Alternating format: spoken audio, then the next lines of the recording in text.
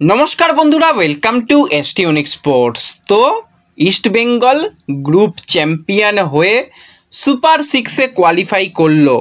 যারা ডুগডুগি বাবা যাবে বলেছিল তাদের কিন্তু এবারে ঢোল ফেটে যেতেও পারে। তো কালকে ইস্ট বেঙ্গল একটা দুর্দান্ত ম্যাচ খেলেছে, সেই ম্যাচ নিয়ে আমরা কথা বলবো, ট্রান্সফার নিউজ নিয়ে কথা বলবো এবং one of the best east বেঙ্গলের ফিউচার ট্যালেন্ট তাকে নিয়েও আমরা আলোচনা করব। বেশ অন্যরকম আলোচনা হবে, তাই যাদের ভালো লাগবে পুরো ভিডিওটা দেখো, ভালো লাগলে লাইক শেয়ার করো, চ্যানেলে যারা প্রথমবারের জন্য এসেছো সাবস্ক্রাইব করো।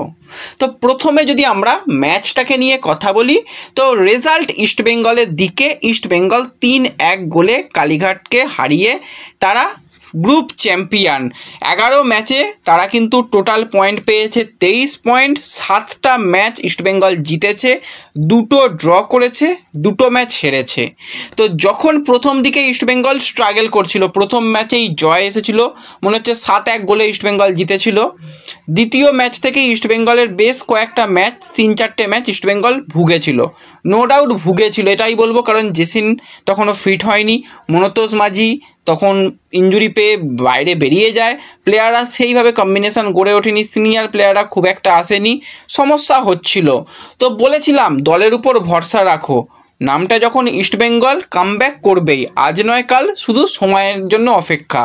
তো সেই সময় ইস্টবেঙ্গল সুরুচির সঙ্গে ম্যাচ খেলে, খুব সম্ভবত ইস্টবেঙ্গল কিন্তু ম্যাচটা ড্র করেছিল, মানে হারেনি, এটুকু মনে আছে, যদি ভুল হয় একটুখানি আমাকে কমেন্টে জানিও।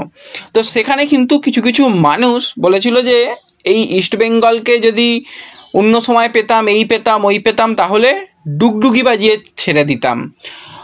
তো জানি কেউ ডুগডুগি বাজায়, কেউ বিন বাজায়, সেগুলো তাদেরই কাজ, ইস্টবেঙ্গল মাঠেই জবাব দেয়। আজকে ইস্টবেঙ্গল গ্রুপ চ্যাম্পিয়ন, 11 ম্যাচে 23 পয়েন্ট নিয়ে ওপরের দিকে রয়েছে। আর যারা ডুগডুগি ভাজাবে বলছিল তারা 10 ম্যাচে 19 পয়েন্ট নিয়ে পয়েন্ট টেবিলে 3 নম্বর পজিশানে রয়েছে।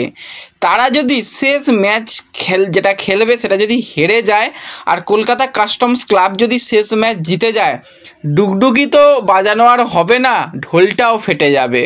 তো বলেছিলাম তো যে শুধু সময়ের অপেক্ষা, ইস্টবেঙ্গল কামব্যাক করবে, কারণ এই দলটার মধ্যে সেই পোটেনশিয়ালটা রয়েছে যে তারা কামব্যাক করার মতন সমস্ত গুণাবলী রয়েছে। হ্যাঁ, এবছরে বঙ্গ সন্তান বেশি খেলানো হচ্ছে, পরের সিজনে হয়তো আরও বেশি খেলানো হবে। এই বছরের সেট দলটা যেটা লাস্ট সিজনে চ্যাম্পিয়ন হলো, সেই দলটা থেকে বেশ কিছু প্লেয়ার বেরিয়ে গেছে, এখনও ঠিকঠাক সেট করা যায়নি, এটাই মেন ব্যাপার। আদিত্য যেই ম্যাচ খেলেছে সেই ম্যাচেই ইস্টবেঙ্গল বাজে গোল হজম করেছে, ম্যাচ হেরেছে, ইত্যাদি ইত্যাদি হয়েছে। আদিত্য মাঝখানে রাগারাগি করেছে, সেসব যদি বাদে রেখেও দেখি দেবজিৎ মজুমদার যেগুলো খেলেছে ভালো গোলকিপিং করেছে। গৌরব সাউকে 2টো ম্যাচে সুযোগ দেওয়া হয়েছিল, সে তো ক্লিন শিট এবং ব্রিলিয়ান্ট গোলকিপিং, পিছন থেকে জাস্ট একজন দারুণ মাপের পায়ে বল রেখে গোলকিপার কিন্তু গৌরব সাউ, সেও ভালো পারফরমেন্স করেছে। এবং যেই দিন থেকে ভাল্লাল পেকা, তারও কিন্তু সিজনের প্রথম একটুখানি ইনজুরি সমস্যা ছিল, তার হাঁটুতে হালকা ইনজুরি ছিল, যখন থেকে একদম ফিট হয়ে এসেছে নেক্সট লেভেলের খেলা আমরা দেখতে পাচ্ছি। আগের সিজনে আমার মনে রয়েছে নাসিব সেরা পারফরমেন্স ইস্টবেঙ্গলের মিডফিল্ডে ছিল। তো এই সিজনে যদি সবথেকে ভালো কোনো প্লেয়ারের পারফরমেন্স বলা হয় সেটা হচ্ছে ভাল্লাল পেকা। যেভাবে সে পুরো টুর্নামেন্ট পর্যন্ত এখনও পর্যন্ত খেলেছে, পরিসংখ্যান নিয়ে যদি কথা বলি, টোটাল 11টা ম্যাচে ভাল্লাল পেকা করেছে 5টা গোল, 3টে অ্যাসিস্ট, 8টা গোল কন্ট্রিবিউশন রয়েছে এই 18 বছর বয়সী ভাল্লাল পেকার। শুধু যে গোল অ্যাসিস্ট সেটা নয়, খেলাটাকে পুরো কন্ট্রোল করা, একজন পারফেক্ট প্লে মেকার, একজন বক্স টু বক্স মিডফিল্ডার বা অ্যাটাকিং মিডফিল্ডার, দুটো উইংয়ে খেলতে পারে, ভার্সেটাইল রোল, সেকেন্ড স্ট্রাইকার পজিশনে আসতে পারে, সেটা হচ্ছে এই ভাল্লাল পেকা। যখন ইস্টবেঙ্গল প্রথম আসে তখন 16 বছর বয়স ছিল, সেখানে ভাল্লাল পেকা, গুইটে এবং গুণরাজ দুজনে এসেছিল। তো গুণরাজ এখন মোহনবাগানে গেছে, তার জন্য শুভকামনা রয়েছে, নো ডাউট গুণরাজ ভালো প্লেয়ার।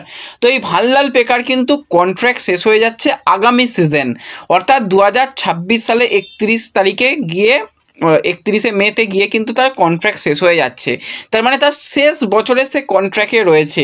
তার যে পারফরমেন্স, তা সে ফিউচার স্টার, নো ডাউট সে ফিউচার স্টার। বয়সভিত্তিক জাতীয় দলে তার খেলার অভিজ্ঞতা, সেখানে ভাই আন্ডার 17 ম্যাচে 16টা ম্যাচে 5টা গোল ছিল, 3টে অ্যাসিস্ট ছিল, সেখানেও দারুণ পারফরমেন্স। এই সময় তো এখন নিজের টপ লেভেলে পারফরমেন্স করছে।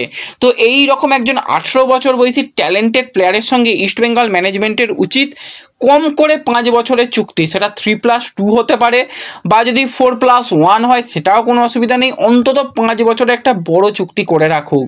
অলরেডি আমরা দেখেছি বেশ কিছু প্লেয়ার যাদের মধ্যে কোয়ালিটি রয়েছে, ইয়াং ট্যালেন্ট, তাদের সঙ্গে দীর্ঘমেয়াদী চুক্তি করছে। তো হোয়াই নট ভানলাল পেকা, যেই পারফরমেন্সটা তুলেছে, অস্কার যদি মনে করে ইস্টবেঙ্গলের একজন ইন্ডিয়ান প্লে মেকারের অভাব ছিল, ইন্ডিয়ান একজন সেকেন্ড স্ট্রাইকারের অভাব ছিল, সেটা কিন্তু ভানলাল পেকা এনে দিতে পারে। নাওরে মহেশ সিংয়ের পারফেক্ট ব্যাকআপ যদি বলো তাহলে কিন্তু ভানলাল পেকা। মহেশও সেন্ট্রালি দুর্দান্ত খেলতে পারে। পেকা যে খেলাটা খেলছে, যারা খেলা দেখো তারা জানো যে পেকা নেক্সট লেভেলের পারফরমেন্স করছে। তো আমি তো চাই পেকার সঙ্গে অন্তত একটা 5 ইয়ার কন্ট্রাক্ট এক্সটেনশান করা হোক এবং সে যেরকম পারফরমেন্স করছে সেই জন্য তার যদি স্যালারি তো বাড়াতে হবেই, নো ডাউট, কারণ এই স্বল্প স্যালারিতে কেউই থাকবে না। তো স্যালারিও তার বাড়ানোর জন্য কিন্তু আমাদের চ্যানেল থেকে প্রথম থেকেই আমরা দাবি তুললাম। আশা করছি পরবর্তী সময় আরও সমস্ত মিডিয়ার তরফ থেকে তারাও এই একই কথা বলবে যে পেকাকে কিন্তু ইস্টবেঙ্গলের একটা দীর্ঘমেয়াদী চুক্তিতে প্ল্যানিংয়ের মধ্যে রাখা উচিত। তো ইস্টবেঙ্গল কালকে 3-1 গোলে জিতেছে। সেখানে ডেভিডের কিন্তু একটা গোল 25 মিনিটের মাথায়, পেকা গোল করেছে সেকেন্ড হাফের প্রথম দিকে এবং শ্যামল বেসরাও কিন্তু একটা দারুণ গোল করেছে। তো আর একটা পেনাল্টি এসেছিলো, সেখান থেকে কালীঘাট একটা গোল করেছে। তো সেসব বাদ রেখেও ইস্টবেঙ্গল তারা চলে গেছে সুপার 6-এ এবং দেবজিৎ মজুমদার তার কিন্তু 4টে ইয়েলো কার্ড হয়ে গেছে। সে কিন্তু পরে যেটা সুপার 6 ম্যাচ হবে সেটা খেলতে পারবে না, খুব একটা অসুবিধা নেই। সেই জায়গাতে গৌরব সাউকে খেলিয়ে দেওয়া যেতে পারে, কোনো ব্যাপার নয়।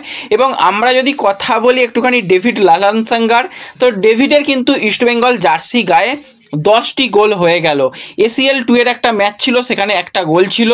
ISL-এ ডেভিডের 4টে গোল রয়েছে, ডুরান কাপে 2টো গোল রয়েছে এবং CFL-এও কিন্তু গোল রয়েছে 3টে। তো টোটাল 10টা গোল কিন্তু লাল হলুদ জার্সি গায়ে ডেভিডও করে ফেললো। তো খুবই ভালো লাগছে এবং ওভারঅল কিন্তু দলটা দারুণ খেলছে। এই বছরও ইস্টবেঙ্গল কিন্তু সুপার 6-এও ভালো ফলাফল করতে পারে, আমরা আশাবাদী থাকতে পারি। তো তোমাদের কীরকম ম্যাচ লেগেছে, কোন প্লেয়ারের খেলা ভালো লেগেছে, পেকার সঙ্গে কি দীর্ঘমেয়াদী চুক্তি করা উচিত, আমাকে কিন্তু কমেন্টে জানাতে কেউ ভুলো না। এবং এর সাথে সাথে আমরা যদি একটুখানি ট্রান্সফার নিউজ নিয়ে কথা বলি, দীর্ঘদিন ধরেই কিন্তু আমরা একটা আপডেট তোমাদের সঙ্গে শেয়ার করে আসছিলাম যে রবসন রবিনো ব্রাজিলিয়ান অ্যাটাকার, খুবই ট্যালেন্টেড প্লেয়ার, বর্তমানে তার 30 বছর বয়স, সে কিন্তু ইন্ডিয়াতে আসছে এবং মোহনবাগান সুপার জায়েন্ট সবুজ মেরুন জার্সি পরেই তাকে আমরা নেক্সট সিজনগুলোতে খেলতে দেখব। তো সেইভাবেই কিন্তু আজকে বেশ কিছু বড় মিডিয়ার তরফ থেকে সেম আপডেটই আসছে যে 2 বছরের চুক্তিতে কিন্তু রবসন রবিনো মোহনবাগান সুপার জায়েন্টে আসছে, সঙ্গে আরও কন্ট্রাক্ট এক্সটেনশন অর্থাৎ আরও 2 বছরের 2+2ও হতে পারে, এরকম শোনা যাচ্ছে যে দীর্ঘমেয়াদী চুক্তিতেই কিন্তু রবিনোকে নিয়ে আসা হচ্ছে। তো এর আগে কিন্তু মিগুয়েল রবিনোর আমরা দুর্দান্ত জুটি দেখেছিলাম যে তারা কিন্তু একদম বসুন্ধরায় কাঁপিয়ে খেলতো, দারুণ একটা জুটি। এবার কিন্তু দুজনেই কলকাতায়, একজন লাল হলুদ একজন সবুজ মেরুন। তো ডার্বি ম্যাচে কিন্তু দেখার মতন লড়াইটা হবে, সেটুকু বলাই যায়।